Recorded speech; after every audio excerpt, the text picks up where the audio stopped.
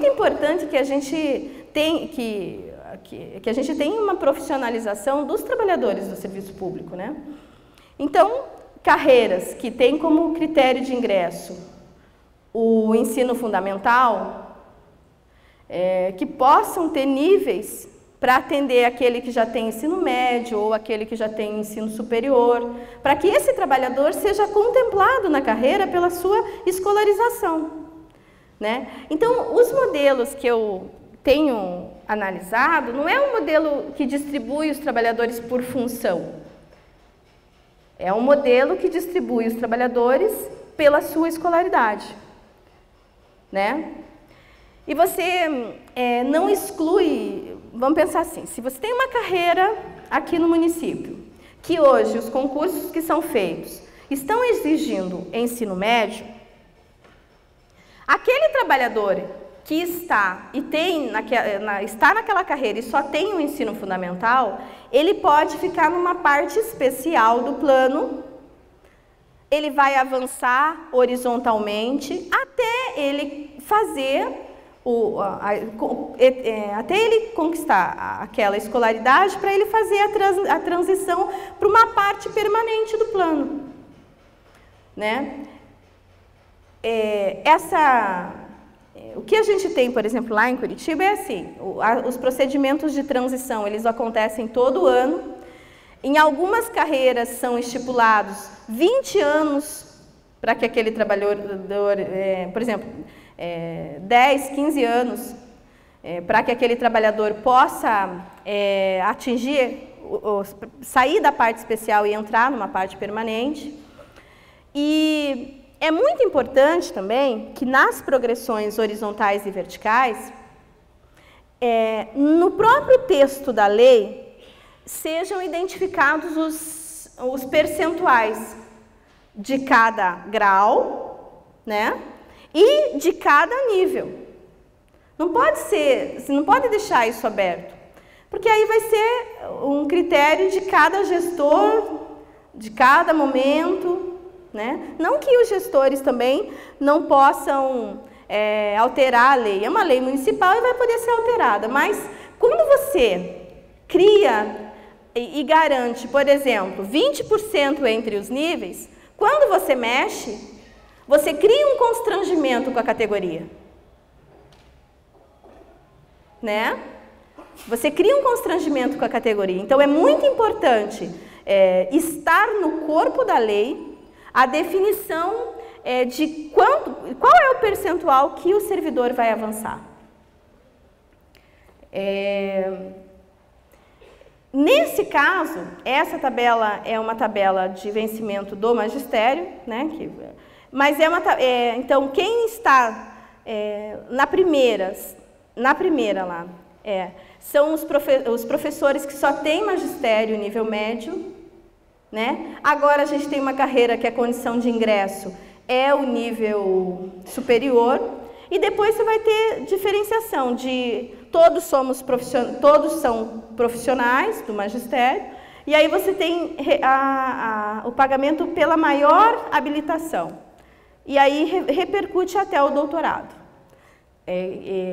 com uma diferença de 15% entre os níveis e 2,8% entre as referências. Esse modelo pode... na tabela da Guarda Municipal lá de Curitiba é a mesma coisa. O amarelinho ali é uma parte especial para aqueles guardas que só têm ensino fundamental. Depois você cria outros níveis para dizer assim, ó, ensino médio no primeiro, um curso de formação técnica para a Guarda Municipal, que é ofertado pela própria Prefeitura, e por último, o curso superior. Ah, mas os guardas também fazem especialização.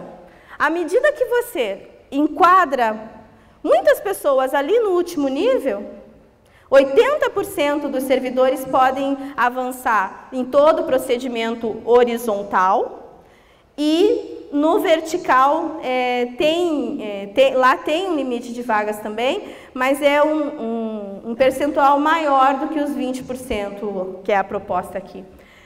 E à medida que você tem muitas pessoas chegando naquele último nível da carreira, há uma forma também de pressionar, né, para que essa carreira seja reestruturada, para que você aumente um outro nível. No caso, por exemplo, no caso dos professores, nós tínhamos só até o mestrado. Aí muitos professores estão fazendo o mestrado, houve uma pressão para que a gente criasse também o outro nível de doutorado. O tamanho da tabela vocês vão definir, né? Essa tabela, aquela tabela do magistério, ela tem umas especificidades que não vou entrar aqui, por isso que ela é muito grande. Mas o tamanho da tabela não importa. Não é o que mais importa. O que importa são os critérios que vocês vão definir.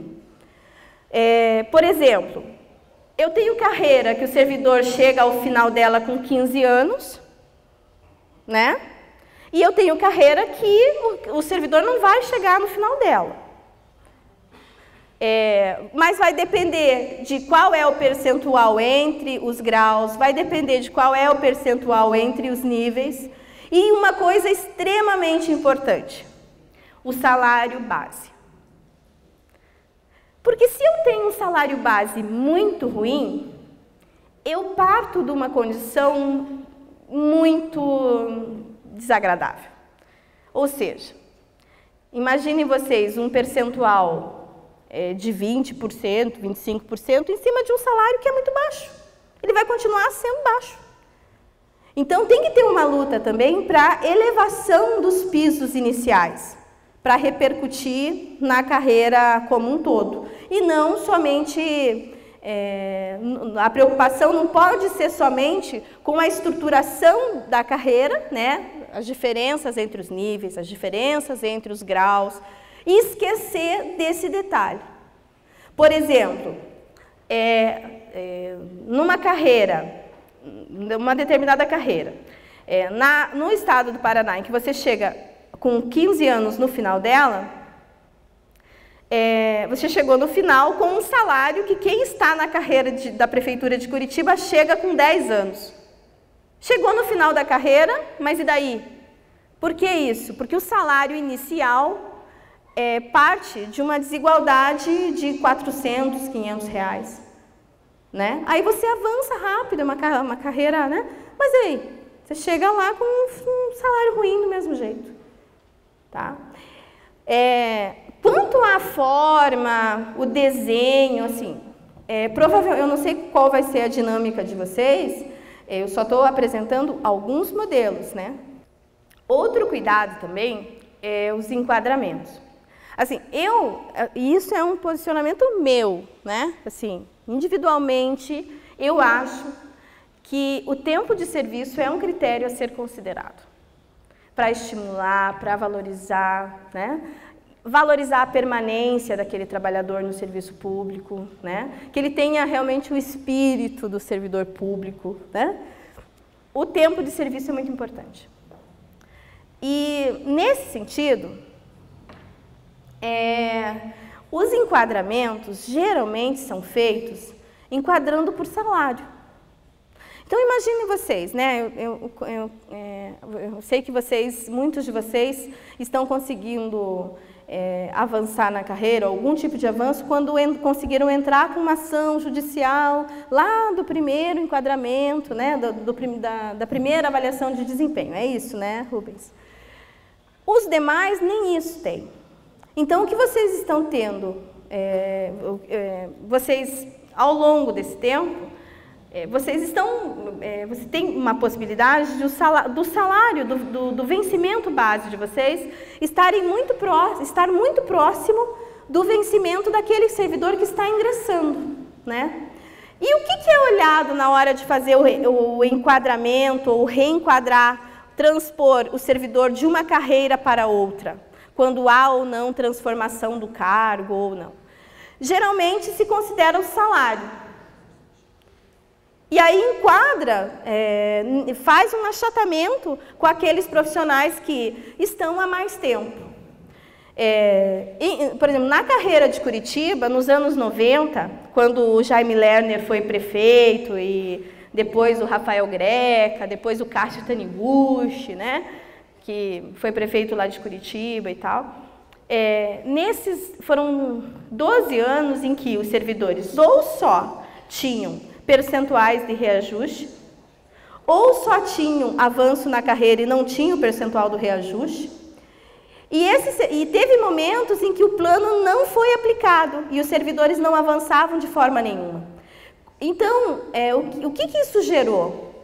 Uma distorção que hoje uma pessoa que tem 20 anos recebe a mesma coisa que uma pessoa que tem 10.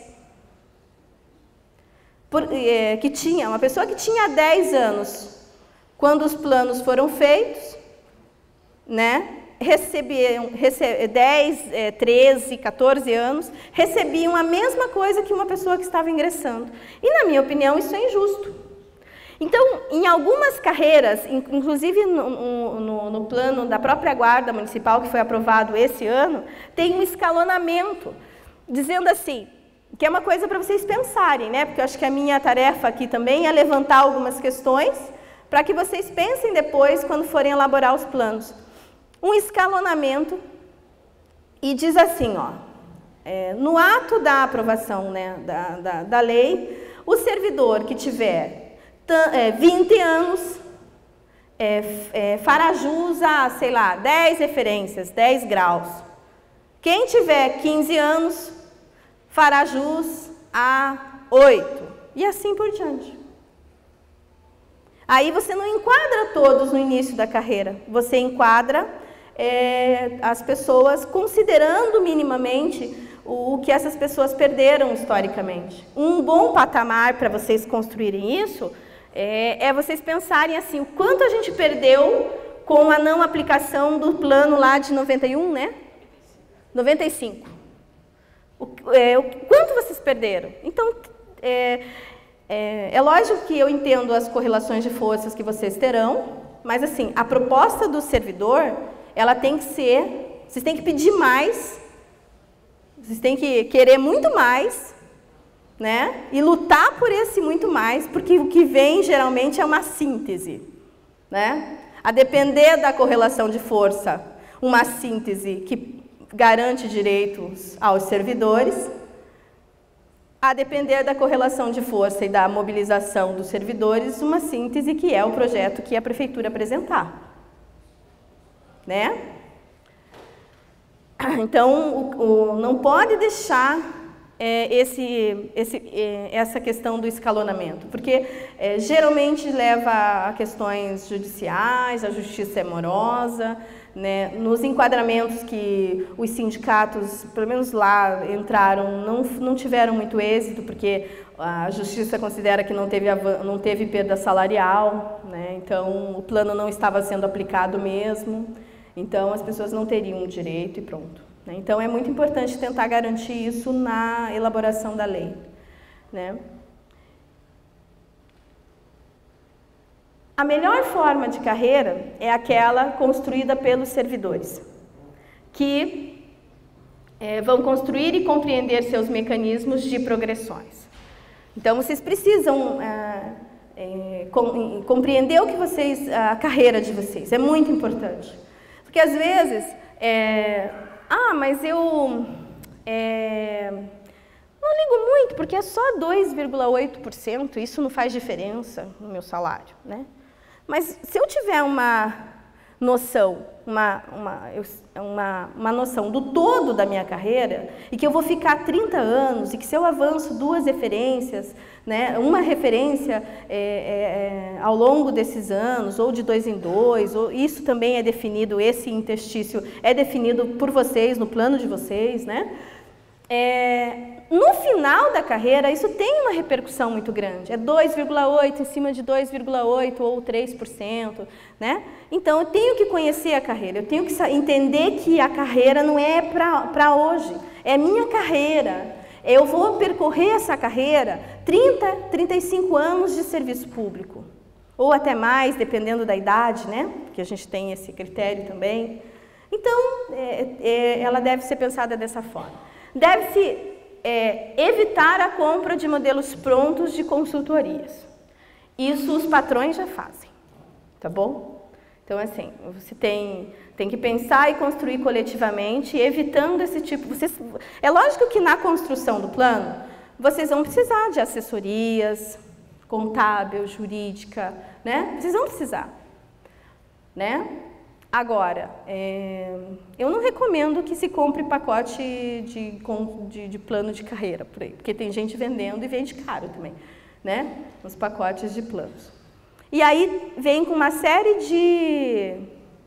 de problemas que ele é feito para a empresa privada, né? Não é feito para o serviço público, né? Para o servidor público.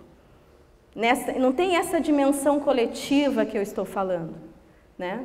Da preocupação com o serviço que nós também oferecemos.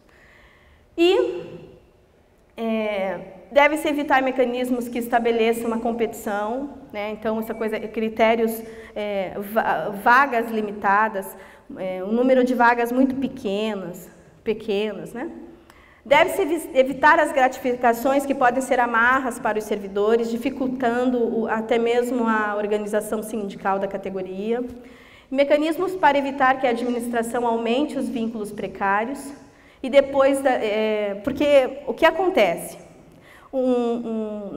Lá no contexto, quando eu falei para vocês, eu falei da situação dos precários, né, que se torna uma situação, de uma situação excepcional, vira regra.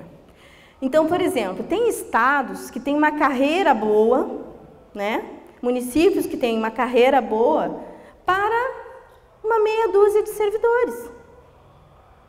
Porque o montante dos servidores são contratados temporariamente, são precários. E eu já disse para vocês, eu tenho a ver, sim, com os precários que estão eu não tenho nada contra a figura, a pessoa que está ali, porque é um trabalhador que precisa sustentar a família, que precisa sustentar... Então, a nossa discussão não é atacar o trabalhador precário, a pessoa